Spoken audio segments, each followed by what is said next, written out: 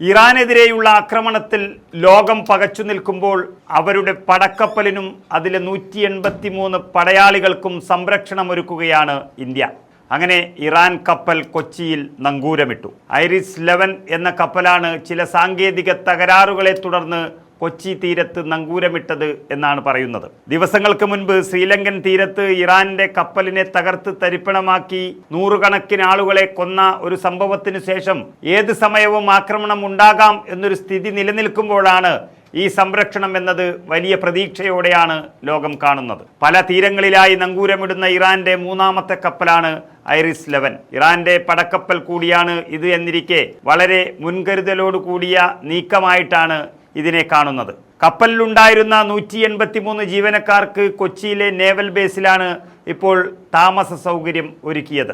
ഇത്രയും വലിയ യുദ്ധം നടക്കുമ്പോൾ അതും ഇസ്രായേലും അമേരിക്കയും മാത്രമല്ല അറബ് രാജ്യങ്ങൾ മുഴുവനും ഇറാനെതിരെ അണിനിരക്കുന്നൊരു പശ്ചാത്തലത്തിൽ ഇറാന്റെ പടക്കപ്പലിനും പടയാളികൾക്കും സംരക്ഷണം നൽകിയത് ലോകം ശ്രദ്ധാപൂർവം വീക്ഷിക്കുകയാണ്. അതായത് ഇറാന്റെ പടക്കപ്പലിന് ഇന്ത്യൻ തീരത്ത് നങ്കൂരമിടാൻ അനുമതി നൽകിയത് ഒരു പ്രധാനപ്പെട്ട തീരുമാനമാണ്. അമേരിക്ക ഇറാൻ സംഘർഷത്തിൽ ഇന്ത്യ നിലപാട് സ്വീകരിക്കാനെടുത്തൊരു കാലതാമസത്തിന് പിന്നാലെയാണ് ഇപ്പോൾ ഇറാൻ കപ്പലിന് ഇന്ത്യയിൽ അഭയം നൽകിയിരിക്കുന്നത്. വിശാഖപട്ടണത്തിൽ നടന്ന നാവികാഭ്യാസത്തിൽ പങ്കെടുത്തൊരു കപ്പലാണ് ഈ ഐറിസ് 11 എന്ന് പറയുന്നത്. കപ്പലിന് സാങ്കേതിക തകരാറുണ്ടെന്നും കൊച്ചി തീരത്ത് നങ്കൂരമിടാൻ അനുമതി നൽകണമെന്നും ഫെബ്രുവരി 28 തന്നെ അധികൃതർ അഭ്യർത്ഥിച്ചതാണ്. മാർച്ച് 1 നരേന്ദ്രമോദി സർക്കാരിന് അനുമതി നൽകുകയും ചെയ്തു. ഈ അനുമതിക്ക് പിന്നാലെയാണ് കഴിഞ്ഞ ദിവസം ഇറാനിയൻ പടക്കപ്പൽ ഇവിടെ നങ്കൂരമിട്ടത്. വിശാഖപട്ടണത്ത് വെച്ച് നടന്ന നാവിക അഭ്യാസത്തിൽ പങ്കെടുത്ത് മടങ്ങിയ മറ്റൊരു